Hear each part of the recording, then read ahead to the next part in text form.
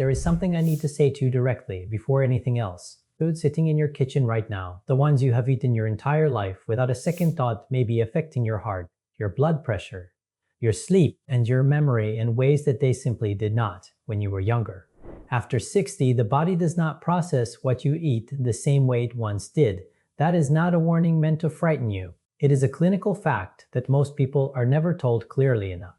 I am Dr. Hiroshi Nakamura. I have worked with older adults in internal medicine and preventative care for over 30 years, and in that time I have watched the same quiet patterns repeat themselves. People continue eating the foods of their younger years, not out of carelessness, but because no one ever explained what changes after 60 and why those changes matter so much. What most people do not realize is that after 60, nearly every system involved in handling food slows down or becomes more sensitive.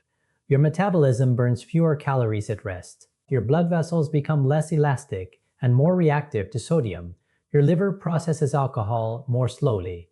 Your stomach empties at a different rate. Inflammation, which in a younger body resolves quickly, tends to linger longer in an older body. These are not dramatic events. They accumulate quietly over months and years, and they shape what your daily energy, your blood pressure readings, your sleep, and your cognitive sharpness look like in your late 60s, 70s, and beyond. The difference between someone who ages well and someone who does not is rarely one large decision. It is 7 small ones made every day at the table. Stay with me for a moment, because what I'm about to explain is not about perfection, it is about awareness. The first food is bacon, sausage, and processed breakfast meats. Most people over 60 grew up eating a breakfast built around these foods. They are familiar, they are filling, and for decades they felt entirely normal. I understand that, but here is what is happening inside the body every time you eat them after 60. Processed meats are cured with sodium, nitrates, and preservatives in concentrations that place a direct burden on the cardiovascular system. A single serving of bacon can contain more than 400 milligrams of sodium. For a younger body with elastic, responsive blood vessels, that is manageable. For a body over 60, where arterial walls have already begun to stiffen slightly with age, that sodium load causes the vessels to constrict more and relax less. Blood pressure rises. The heart works harder. Over time, this pattern contributes to hypertension, arterial inflammation, and the kind of slow vascular damage that raises the risk of stroke and heart failure. There is also something worth understanding about nitrites. When heated and digested, they can convert into compounds associated with cellular inflammation. A younger body clears these faster. An older body does not. I remember a patient named George, 68 years old, a retired contractor from the Midwest. Quiet, disciplined man. He told me he felt fine, but his blood pressure readings kept climbing despite medication. When I asked about his mornings, he described bacon or sausage almost every day for 40 years. We made one change. He replaced processed breakfast meats with eggs prepared without oil and a small serving of oatmeal. Within 8 weeks, his morning blood pressure had dropped measurably. He had not changed anything else. George was not careless.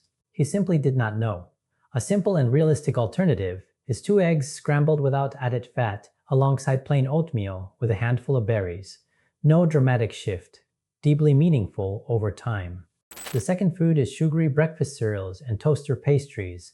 This one is important, and I want you to pay attention here. These products were designed to be convenient and appealing. For a child or a young adult, a spike in blood sugar is uncomfortable but recovers quickly. After 60, the insulin response slows. Blood sugar rises higher, stays elevated longer, and then drops more sharply. That pattern, repeated morning after morning, stresses the pancreas, promotes systemic inflammation, and over years significantly raises the risk of developing type 2 diabetes and the cognitive decline that frequently accompanies it. Many people over 60 are already managing blood sugar at the borderline level.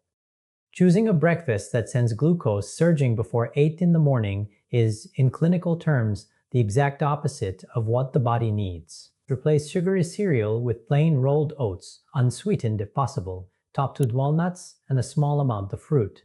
The fiber slows the release of sugar. The protein from the nuts provides sustained energy. The difference in how you feel by mid-morning is often noticeable within the first week.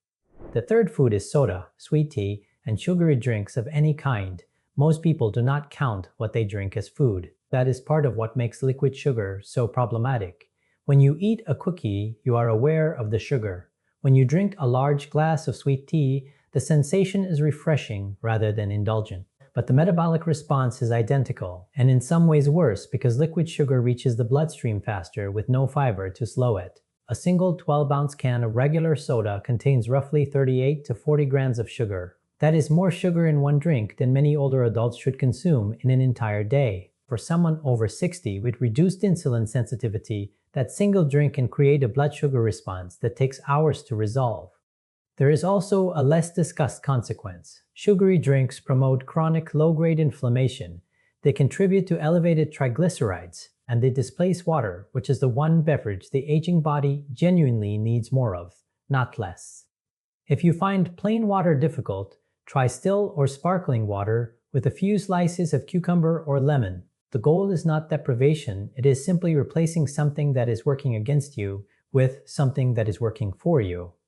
The fourth food is fast food burgers and deep-fried items. I want to say this carefully because I am not suggesting that enjoying a meal out is harmful.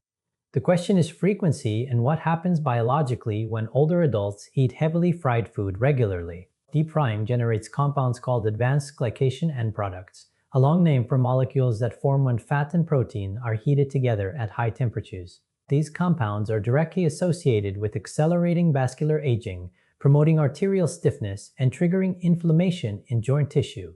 A body over 60 is already experiencing natural increases in all three of those processes. Regularly adding to that load speeds the decline. Fast food burgers are also typically very high in sodium, saturated fats, and refined carbohydrates all in a single meal. For an older adult with blood pressure concerns, that combination places real stress on the heart within hours of eating. If you find yourself eating grilled chicken or fish regularly instead, you will likely notice less afternoon fatigue and more stable energy. That is not coincidence. That is the body responding to a lower inflammatory burden. If any of this sounds familiar to you, if you recognize one or two of these patterns in your own routine, write yes in the comments. I read them, and knowing this reaches people who can genuinely use it matters to me. The fifth food is alcohol as a nightly routine. This is the one that requires the most care to explain, because I am not saying that a single glass of wine on occasion is dangerous for everyone. What I am addressing is the habit of a nightly drink, which is extraordinarily common among adults over 60, and which is rarely discussed honestly in a short clinic visit. After 60, the liver processes alcohol more slowly. This is not a choice, it is a physiological reality. The same amount of alcohol that produced a mild effect at 40 produces a stronger and longer effect at 65.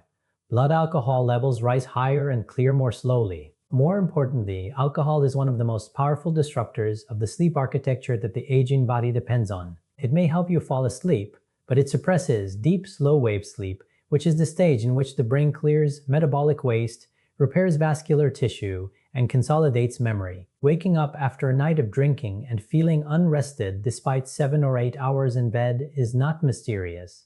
The body did not rest, it processed. Over years, the nightly drink pattern is associated with elevated blood pressure, increased risk of atrial fibrillation, accelerated cognitive decline, and liver stress that compounds other age-related vulnerabilities. Replacing the evening drink with a small warm cup of herbal tea, chamomile, or peppermint is not a sacrifice. It is a genuine investment in the quality of your sleep and the health of your brain. The sixth food is frozen dinners, instant noodles, and highly processed microwave meals. These products are built on sodium, refined starch, and chemical preservatives. They are designed to last on shelves and taste acceptable to a wide range of people. There is a tradition that has medicine that has cemented a cardiovascular system in mind. A single frozen dinner can contain anywhere from 700 to over 1,300 milligrams of sodium. The recommended daily limit for adults over 50 is 1,500 milligrams according to the American Heart Association. One frozen meal can consume the majority of that in a single sitting, leaving the rest of the day's food to push the body well past what is safe. The more insidious issue is what these meals lack. They are nutritionally thin. Fiber is minimal. Vitamins are largely degraded through processing and prolonged freezing. The body over 60 needs denser nutrition per calorie, not empty convenience. Preparing simple meals does not require significant time. Grilled salmon and a green vegetable. A lentil soup made in a large batch on Sunday Eggs with sautéed spinach and tomato. These are fast and expensive, and genuinely nourishing in ways that no processed convenience meal can replicate. The seventh food is potato chips, packaged snack foods, and salty late-night eating. This one matters specifically because of timing, not just content. After 60, the kidneys become less efficient at processing sodium during nighttime hours. Eating salty food in the 2 to 3 hours before bed causes fluid retention that accumulates in the tissues, particularly the legs. When you lie down, that fluid mobilizes back into the bloodstream and places added pressure on the heart. The kidneys then work to clear it during the night, which is one of the common but rarely explained causes of waking up repeatedly to urinate in older adults. The elevated sodium also disrupts the natural nighttime drop in blood pressure that is essential for cardiovascular recovery during sleep. A body that does not achieve this dip, sometimes called a non-dipper pattern, carries meaningfully higher risk for heart attack and stroke. If you feel the need to eat something in the evening, a small handful unsalted walnuts, a few slices of apple, or a modest portion of plain yogurt will satisfy without triggering the overnight cascade that chips and processed snacks tend to cause. Here is what I want you to hear at the end of this. Your body is not failing you, it is responding exactly as it should to the conditions it is being given. The biology of aging is not something you can reverse, but it is something you can work with. The foods I have described are not poisons in small amounts and on rare occasions. What makes them significant is the daily repetition, the assumption that because something felt fine at 40, it still feels fine at 65. The body has a remarkable capacity to respond when you give it better conditions, even later in life. I have watched patients reduce blood pressure readings, improve sleep quality, and report more stable energy simply by making one or two of the changes I described here. Not all 7 at once, one at a time. Start with the one that felt most familiar when I described it. Make that one change for 2 weeks and notice what you feel. That is all I am asking. The years after 60 can be some of the most meaningful and independent of your life. What you choose to eat every day is one of the clearest ways you have to shape what those years look and feel like. If this was useful to you, please subscribe to this channel. I release content like this regularly because the gap between what older adults are told in a brief clinic visit and what they genuinely need to know is wider than it should be. I will continue sharing what I observe in my patients so that you can make better decisions earlier before the body gives you no choice.